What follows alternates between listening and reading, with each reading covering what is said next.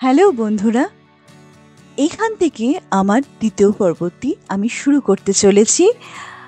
মায়াপুর ভ্রমণের প্রথম ব্লগে আমি আপনাদের NH34 NH12 রাস্তাটি দেখিয়েছি এবং এত সুন্দর রাস্তা যে আমরা অনেক কম সময় আমরা মায়াপুরে ঢুকে গেছি। এখন আমি প্রবেশ করে গেছি মায়াপুরে ইস্কন মন্দিরের মধ্যে, আর সেখানে পার্কিং লটে আমাদের গাড়ি দাঁড় করিয়ে আমরা ঢুকে পড়েছি মায়াপুর ইস্কন মন্দিরের চত্বরে।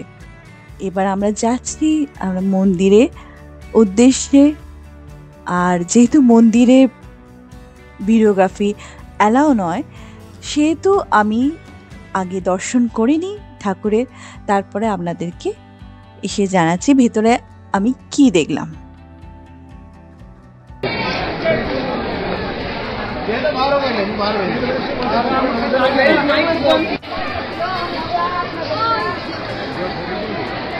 আমরা মায়াপুর ইস্কন মন্দির দর্শন করে নিয়েছি। আমরা ইস্কনের মন্দিরের ভেতরে গিয়ে আমরা 5 জন মহাপ্রভু দর্শন করেছি এবং রাধাকৃষ্ণ এবং শ্রীকৃষ্ণের দর্শন তো আমরা করেছি, সে সঙ্গে তার অষ্টসখীর দর্শনও করেছি।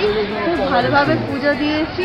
আর এখন যেহেতু কার্তিক মাস, দামোদর মাস, তাই আমরা ঘিয়ের প্রদীপ জ্বালিয়ে তাদেরকে পুজো করেছি। এছাড়াও মন্দিরের ভেতরে রাধাকৃষ্ণের মূর্তির সামনে শ্রীকৃষ্ণের দামোদর হওয়ার রূপটি খুব সুন্দরভাবে ফুটিয়ে তোলা হয়েছিল। মা যশোদা মায়ের মূর্তি ছিল, আর ছিল শ্রী গোপালের মূর্তি। মা যশোদা কৃষ্ণের দুষ্টুমি আটকানোর জন্য কৃষ্ণকে দড়ি দিয়ে বেঁধে রেখেছিলেন।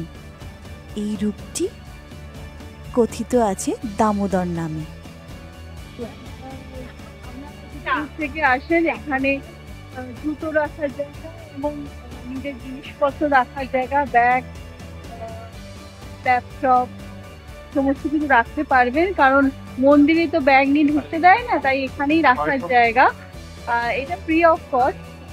আর এটা হচ্ছে মহাপ্রসাদম, এখান থেকে আপনি প্রসাদ কিনতে পারেন। আর এটা পাশে গোশালা স্টল। আমরা যেদিন গিয়েছিলাম সেদিন ছিল দীক্ষা নেওয়ার দিন, তাই দেখুন অনেকেই গলায় মালা পরে ঘুরছেন যারা দীক্ষিত হয়েছিলেন। খাবার রেস্টুরেন্ট আছে, আপনি যদি ভোগ প্রসাদ নাও পান তাহলে এই রকম রেস্টুরেন্ট ইস্কন মায়াপুর টেম্পলের মধ্যেই রয়েছে। এই যেমন মাধবাস, এখানে আপনি বিভিন্ন রকম চাইনিজ, যেমন চাউমিন, ইন্ডিয়ান পাবেন, ইডলি, ধোসা এগুলো পেতে পারেন। এগুলো সবই ভেজ। মায়াপুর ইস্কন মন্দিরের চত্বরটি অনেক বড়। এটি হচ্ছে পার্কিং এরিয়া। এখানে আপনি যদি গাড়ি নিয়ে আসেন তাহলে এখানেই আপনারা গাড়িটা পার্ক করতে পারেন। এই দেখুন, এটি একটি রোড ম্যাপ। মায়াপুর ইস্কন মন্দির চত্বরে এরকম অনেক রোড ম্যাপ দেখতে পাবেন, যাতে আপনাদের সুবিধা হবে আপনি যে জায়গায় পৌঁছতে চাইছেন সেখানে যাওয়ার। আর সামনে দেখুন গৌরাঙ্গ সুপার মার্ট। এখানে সব ধরনের জিনিসপত্র পাওয়া যায়, গ্রসারি আইটেম থেকে শুরু করে স্ন্যাক্স, ফল এবং আটা ময়দা সবই পাওয়া যায়। চকলেট, আইসক্রিম সব কিছু আপনার প্রয়োজন মতো জিনিসপত্র আপনি এখান থেকে কিনে নিতে পারেন। এটি একটি প্রসাদম কক্ষ। এখানেও বিভিন্ন ধরনের খাবার পাওয়া যায়। এখন লাঞ্চ টাইম, তাই সবাই দেখুন কুপন সংগ্রহ করছে, তাই বিরাট বড় লাইন হয়েছে। দেখি আমরাও লাঞ্চের জন্য কিছু সংগ্রহ করতে পারি কিনা, নয়তো এখানে না পেলে আমাদের অন্য জায়গায় দেখতে হবে। চলুন লাঞ্চ করে নিয়ে আমরা এবার বেরিয়ে পড়লাম। এই দেখুন এখানে সব দিক নির্দেশনা করা আছে। এদিকে মন্দির, কোচ ভবন, চক্র ভবন, গৌরাঙ্গ কুটি, নিত্যানন্দ কুটি, গোবিন্দ রেস্টুরেন্ট। আর এই দিকে আছে আমাদের পেছন দিকে যশোদা ভবন, বংশী ভবন, গীতা ভবন, চৈতন্য ভবন। চলে এসেছি এই দেখুন গদা ভবনের দিকে। এখানে এখন দামোদর উৎসবের জন্য দেখুন প্যান্ডেল করা হয়।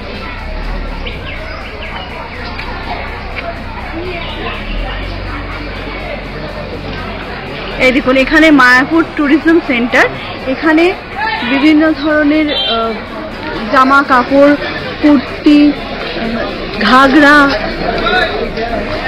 সব পাওয়া যায়। আর এই দেখুন কত মানুষের সমাগম হয়েছে। আর এই দেখুন এটাই হচ্ছে নতুন চন্দ্রদয়া মন্দির, মায়াপুরের নতুন মন্দিরটি। সামনেই গদা ভবন, তার রিসেপশন নিচে। এখান থেকে আপনারা ভোগের কুপন পেয়ে যাবেন। আর দেখুন লিস্ট করা আছে। গদা ভবনের সামনে থেকে আমরা সরে এসে মায়াপুর ট্যুরিজম সেন্টারের সামনে চলে এসেছি। এখানে বিভিন্ন ধরনের জিনিস পাওয়া যায়, সেটা আপনাদের আগেই বলেছি। দেখুন মানুষের কি ভিড়, আর দোকানেও খুব ভিড়। প্রত্যেকেই নিজের নিজের প্রয়োজনীয় জিনিসপত্রগুলো কিনছেন। আমরাও কিনেছি ওখানকার খাঁটি ঘি। এটা মায়াপুর ইসকন টেম্পল, ডান দিকে নতুন মন্দিরটা।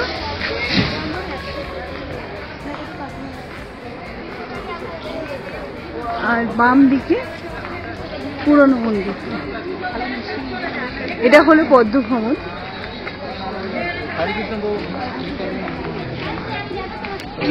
মূল মন্দির এটি। মন্দিরের প্রবেশ বন্ধ। বিকেল 4টের সময় মন্দিরের প্রবেশদ্বার খুলে দেওয়া হবে। সেই জন্য দেখুন এখন থেকেই লাইন পড়ে আছে। মন্দির ভোরবেলা খোলা থেকে শুরু করে রাত্রির বেলা বন্ধ হওয়া পর্যন্ত সারা দিনের দিনলিপি এই লিস্টটিতে আছে। চাইলে আপনারা পজ করে দেখে নিতে পারেন। আমরা এখন আছি গোবিন্দস রেস্টুরেন্টের সামনে। এটার নাম গোবিন্দস রেস্টুরেন্ট অ্যান্ড পিজারিয়া। এখানে পিওর সাত্ত্বিক কিউজিন পাওয়া যায়, ইন্ডিয়ান, ইটালিয়ান, চাইনিজ পাওয়া যায়। সকাল 7টা থেকে রাত্রি 8:45 পর্যন্ত। এখানে বিভিন্ন রকমের কুইজিন পাওয়া যায়। আপনি ভোগের কুপন না কাটলেও এখানে আমরা সকাল, দুপুর এবং রাতে খাবার পাবেন।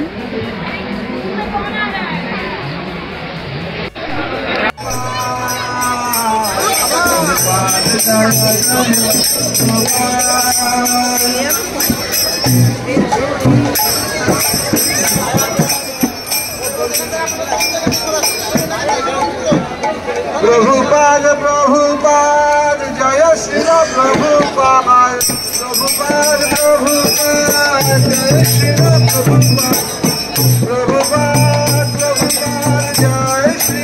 সেদিন ছিল গো পূজা, গোগ্রাস দান ও গো প্রদক্ষিণ। গোস্বামীর মতে গোপাষ্টমী। তাই সেদিন বলরাম এবং প্রভু শ্রীকৃষ্ণকে নিয়ে গরুর গাড়িতে করে মায়াপুর মন্দির চত্বর প্রদক্ষিণ করছিল। হরে কৃষ্ণ, হরে কৃষ্ণ। প্রভু শ্রীকৃষ্ণ এবং রাধারানীর দর্শন করে মায়াপুরে সারাদিন কাটিয়ে আমরা এবার আমাদের বাড়ি ফিরছি। জয় শ্রী রাধে গোবিন্দ। হরে কৃষ্ণ, হরে কৃষ্ণ, কৃষ্ণ কৃষ্ণ হরে হরে, হরে রাম, রাম রাম হরে হরে। মায়াপুর থেকে বেরিয়ে যাচ্ছে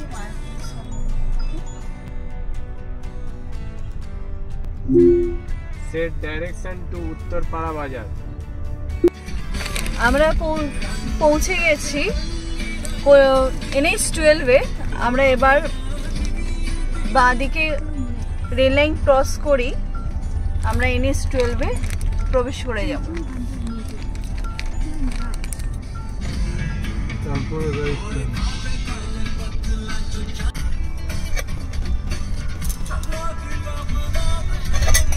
Turn right onto Dakola, Bakhali Road, National Highway 12.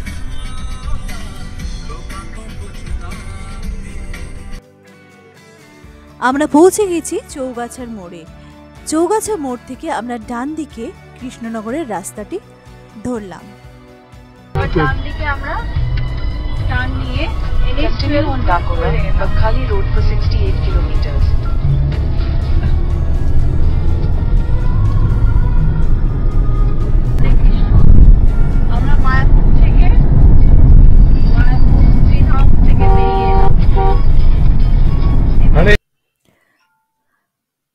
अच्युतं केशवं कृष्ण दामोदरम् अच्युतं केशवं कृष्ण दामोदरं रामनारायणं जानकी वल्लभं रामनारायणं जानकी वल्लभं कौन कहते हैं भगवान आते नहीं कौन कहते हैं भगवान आते नहीं तुम मीरा के जैसे बुलाते नहीं तुम मीरा के जैसे बुलाते नहीं अच्युतं केशवं कृष्ण दामोदरं रामनारायणं जानकी वल्लभम।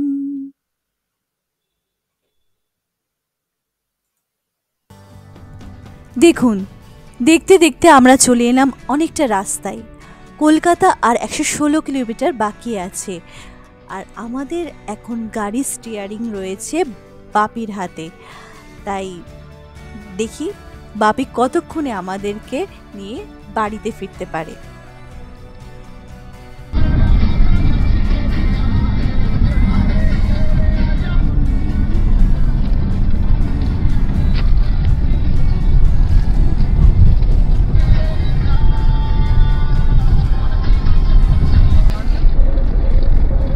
দিনের আলোর মতো রাস্তা হয়ে গেছে।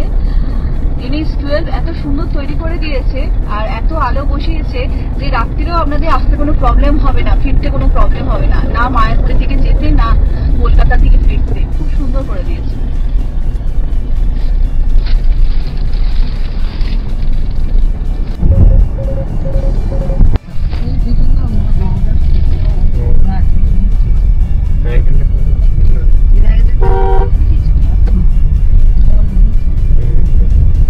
আমরা NH-12 থেকে বড় জাগুলিয়ার মোড়ে এসে ডান হাতে ঘুরলাম, দিয়ে আমরা Jaleswar Kanchrapara road In 300 meters, turn left onto the ramp to Barrackpore, Kalyani Expressway, Kalyani Expressway. 200 metre গিয়ে এবার আমরা বাঁ হাতে ঢুকবো কল্যাণী এক্সপ্রেসওয়েতে।